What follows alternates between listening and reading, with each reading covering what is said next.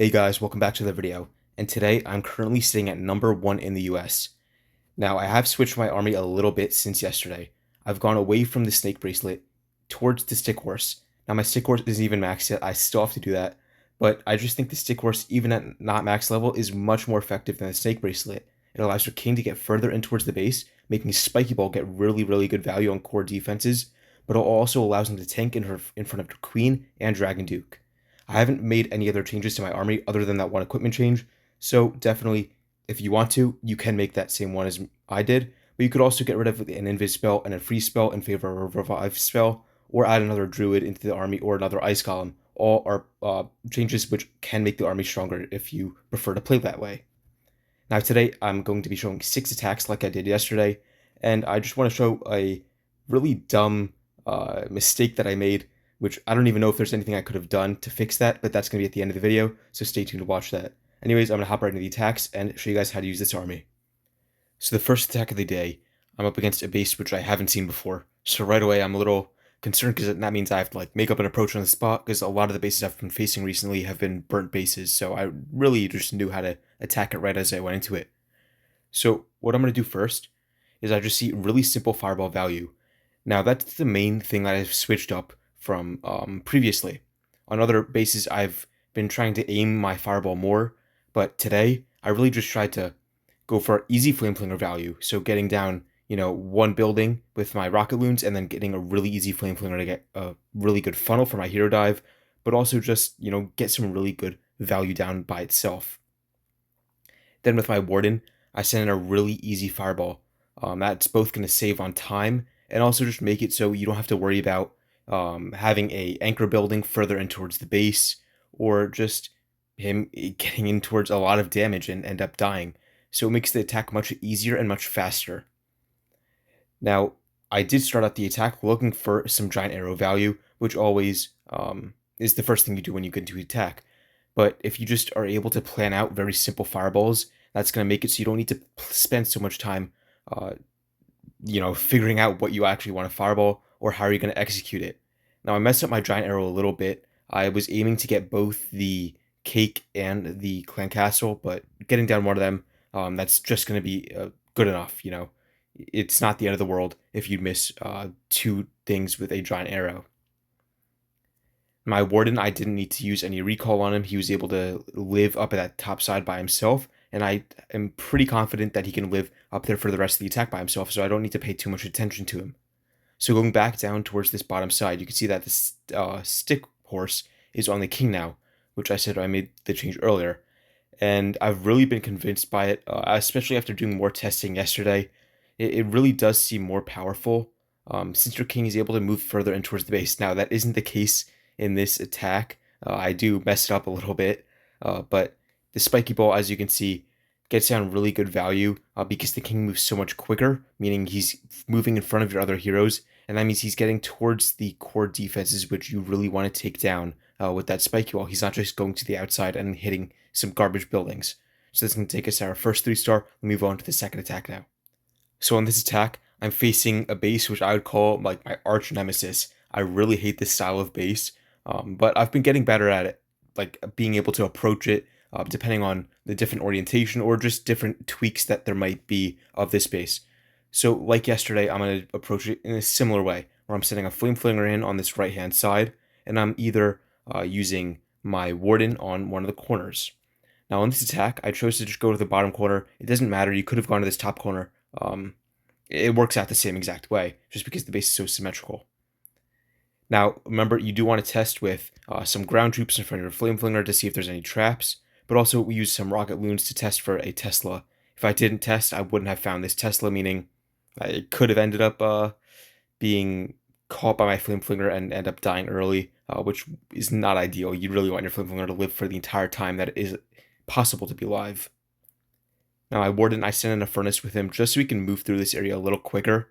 And the main idea with the warden in this sort of base style is just to use him to set a funnel. You're not really worrying about him getting actual value with the fireball, since you have 3 defenses lined up in the middle, meaning you can get a really easy giant arrow and backpack combo since you're getting down the 3 main defenses of the attack. Now, I was planning on approaching this base exactly how I did yesterday, where I send my hero dive in from this right-hand side. But I really just think um, that it's more valuable if you can get that 3 defense line down really easily with just a giant arrow right here. So you can see I send my Dragon and Duke in from that side just because I do it so like instinctively. I was just so zoned in on doing the other attack plan that I completely forgot about sending him in from the right hand side. Uh, but it ends up working itself out in the end. Now, I had to use a poison spell on this little hero compartment with the Guardian. That's just always going to be probably the most valuable spot to use a poison spell. Um, and I dropped some totems in there just to make sure that the logger is distracted. He's not whacking all my heroes at once. And I mean, this attack, it just really picks apart the base super well. It definitely could have been improved since I had to kind of make this up on the spot, especially with me setting my Dragon Duke in on the wrong side. It really um, all kind of picked the base apart and worked itself out really well. Now I just kind of used that fireball on wherever I saw I could get value, like getting down that multi inferno. Uh, I mean, the fireball didn't really get value in this attack, and that's because it's such a spread out base. But at the end of the day, at least like I did get some value with my fireball. Now you can see I used that spiky ball towards the end of the attack. That's where you're going to use the spiky ball most of the time on this base style, especially if you're using a town hall on that back end compartment. If you're able to save the spiky ball towards the very end, you can end up getting it to hit some of the extra heroes or guardians, meaning you're going to just be able to get so much better value on that back end, and you can keep your heroes alive better. So that's going to be our second 3-star of the day. Let me take you to the next attack now. So in this next attack now, we are again facing the base style, which I really, really hate. And I ended up making a new approach for this attack, since, of course, I am using a sort of different army than yesterday. So again, the main idea with this is I'm just going in for really easy Flame Flinger value to help set a funnel for my heroes, but also you're just really setting a really easy Fireball to get some good funneling value as well. So just really quick, double invis Fireball onto that Town Hall compartment, meaning I can just kind of set my heroes in on this right side, and then hopefully snipe at the Clan Castle and Cake with the combo of Backpack and Giant Arrow. Now, as I get close to the logger, of course, I have to use a totem to distract him, and then send in a few extra super minions just to make sure I get him down before the logger retargets on towards my warden and potentially hits my healers. Now, I sent in some extra super minions just to make sure that I was able to funnel in my heroes correctly. And something I could have done is probably put another super minion behind my flame flinger just to make sure that this funnel is cut off on the right side and my heroes don't end up rerouting around the base. So as you can see, I get down those two main defenses that I was hoping to get down, which is perfect. I recall my warden, send him over to this left side, meaning he can basically go without me paying attention to him for the rest of the attack until he approaches this archer queen, which should be a bit of time, so I really don't have to worry about him too much. Now, over here you can see I kind of, I could have played this a little better. I used my king ability a little too early, I would say. I definitely should have saved it for the back end when he would have targeted defenses, which I think would have been of more value. The spiky ball ends up hitting a lot of garbage buildings, which I don't think is, like, as you can see, it gets no value. I thought he was going to reroute, hopefully hit these defenses, maybe even, I don't know what I was hoping, but it did not work out at all. It just wasted the entire spiky ball. And at this point of the attack, it's still recoverable. It's not completely thrown. The only possibility is a time fail, but I do make a few other mistakes, which is with my spells. Now over here, my Flame Flinger pops, and it starts to get some really good value with the both Super Yeti and Super Valk. And what I should have done here is maybe use a freeze invisibility spell to help make sure that my heroes and Clan Castle troops are able to move through the base a little better. But here, I use an invisibility spell on the king. I was trying to make it so my headhunters were invisible, but they would kill the king. And then you drop an invisibility spell a little too late on my warden, and that ends up killing him. And it just all around really threw this attack to become a fail. Shouldn't have been, but this approach, I mean, it would have worked if you guys try and recreate it. You just have to make sure not to waste those spells and abilities. So in this attack, I'm facing another base which I haven't seen before, and I probably could have played this one a little better. I would definitely say that none of my attacks today were perfect, so they could all be improved, but they were definitely effective at picking apart each base. Now again, really easy Flame Flinger value here. I get some, like, depending on how long my Flame Flinger stays alive, I can get down 4 to 5 really good defenses, and set really good pathing. And here you can see I go for a really easy Flame Flinger, really easy funneling value on my Fireball. But in reality, I probably could have just set this up on the top side and set a Fireball on towards this Monolith. That would have been much better value than going for this multi-geared tower compartment. I don't know. I definitely made a little bit of a mistake there, but it doesn't really matter too much. They're both really significant defenses to get down at some point in the attack. Now my Warden, I can let him stay like by himself here for a little bit, and I start scouting out, how exactly am I going to execute this giant arrow backpack. Now I already decided in the planning stage of the attack that I was going to try and get this double, I could get 2 defenses here, the Clan Castle and the Revenge Tower, so I'm going to try and do that. But as your Flame Flinger is moving in and you really have a funnel set clearly, that's where you start trying to pinpoint exactly where your Archer Queen has to go down in order to get both defenses. So that's what I'm doing here. Now, after I recall my Warden and place him up at the top side, I know that he can stay alive for probably the rest of the attack up there, since there isn't anything major hitting him. So here I ended up just replanning and going for that Revenge Tower. Now, the plan was to get the Clan Castle as well, but it would have been a very difficult giant arrow. I don't even know if it's possible to get it on the building that I'm marking right now. It would have been difficult. I don't know if it's possible, so definitely better to go for some safe value, but I end up missing the arrow anyway, so it doesn't matter at the end of the day. So as you can see, everything's moving in. I send my king in a little later. That's something I have to improve a little on my king placing in this sort of style where I'm using the stick horse, because I'm just so concerned a lot of the time that he's going to end up going towards the outside of the base and then wasting the equipment, but that's not something you really have to worry about since he always routes to the closest building. So definitely could have placed him a little earlier. He probably would have gotten a little better value, but at the end of the day, this was a pretty quick attack. Definitely crushed, and I ended up swagging in an invisibility spell. So, yeah, could have been improved a little, but that's the same for all my attacks today.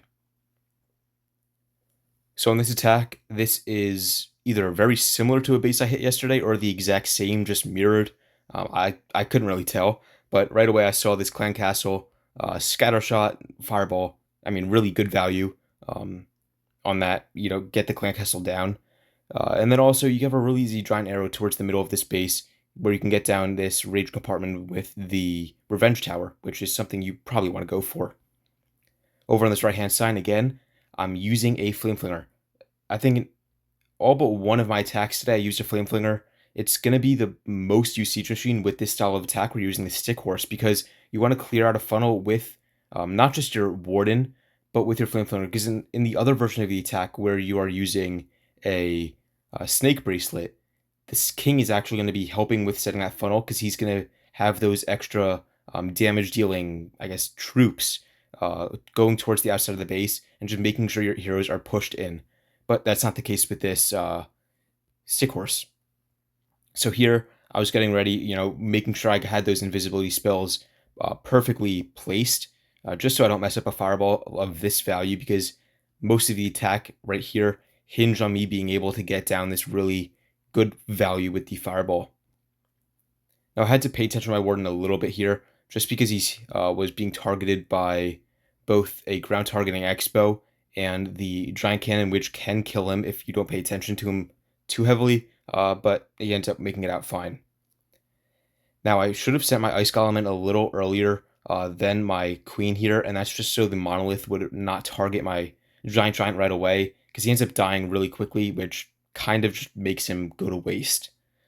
And as you can see, unlike yesterday where I wasted my poison spell on making sure those clan castle troops died, I was able to use it on these defending heroes, which means my heroes got a little bit of better value. But definitely that bottom side charge did not go to plan. I don't know exactly how it fizzled out, but I probably could have used a few more support spells on that area just to make sure they stay alive. But definitely not the best way that could have gone. Now here, I let my healers die. That's always going to be the number one mistake you can make.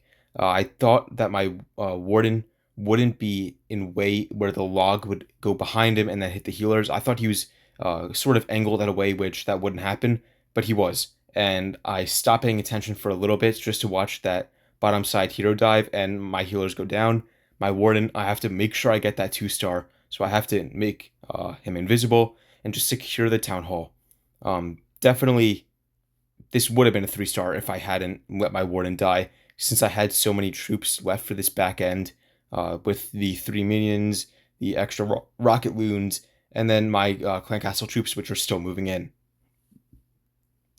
Now I use that last totem spell just to distract the expo because I want to make sure I can squeeze out every last percent I can of this attack, but it doesn't matter at the end. It's still going to be a complete fail. So on the last replay of the day, a base which I would say is pretty easy to take down. It's very popular as well, at least the design of it is, where you have this, I always say this, a invisibility spell on that left side, the down hall, and some sort of rage spell compartment on this right hand side. You know, you can get a really easy flame flinger on this base, but you could also get a really easy fireball. Now my initial plan was to get it on this air defense, but I let my warden walk a bit too long, and I just see, you know, I can get an even easier fireball on towards this monolith, which gets me even better value. So I just spend a few extra seconds to make sure that that is possible, because at the end of the day, you know, getting a little bit of extra funneling and fireball value on those defenses is going to be worth it. Now I scared myself a little bit with those clan castle troops getting dragged out. I didn't notice that one archer went over to my flame flinger, but as soon as I noticed they were targeting my warden, I went right back up to the flame flinger and I made sure to drop in a few of those archers. Now, you might try and get trapped by some people. I mean, I really hate when it happens by skeleton traps, and that's like the number one defense for flame flingers. So that's what you want to watch out for. So if a lot of the time, if you use some ground like garbage defenses with the flame flinger, you can end up scouting in front of him, and he just might get a little bit of extra value. Now I really messed up my fireball. I said earlier that I wanted to target this monolith, and that I was going to spend a few extra seconds making sure that was possible, but I somehow missed the expo on that invisibility, and just completely whiff it. I don't notice at all that I missed it, which is, I don't know how that happened. I really thought I made that expo invisible, but I do end up making up for it in the fact that I got 3 defenses down with my giant arrow. I didn't even think that was possible. I was just aiming for the clan castle and revenge tower, but I somehow also get the cake, which I don't know how I did that, but I mean, lucky me, I guess. But here you can really see the value of the stick horse on the king. He's able to move right over these walls, in towards the defending hero, in towards this town hall compartment, and then as soon as that's done, he moves really quickly over the final wall, in towards this last line of defenses, meaning he's able to get really good spiky ball value. And I think that's the main positive with using the stick horse instead. If I were using the snake bracelet on the king here, he would have probably gotten stuck on some walls on the outside. I would have had to use him over on this right-hand side. He probably would have gone towards the outside of the base. These multi-infernos really would have just ripped both this snakes apart and also him and the rest of my heroes, meaning this probably would have fizzled out much earlier. So that stick horse is much more powerful, especially on bases such as this one. Alright, so I just wanted to show that attack that I was talking about at the beginning of the video. Again, you see that this is a style of base which I always say I hate, but on this one, I'm going to go for a similar approach that I went for earlier, where I'm setting a flame flinger in on this right-hand side, just to get a really easy flame flinger value. I activate the invisibility tower on the town hall, and I'm planning on hitting a fireball really quickly, getting down this entire compartment, and hopefully just setting a really easy funnel. Now, let me just slow this down really quickly.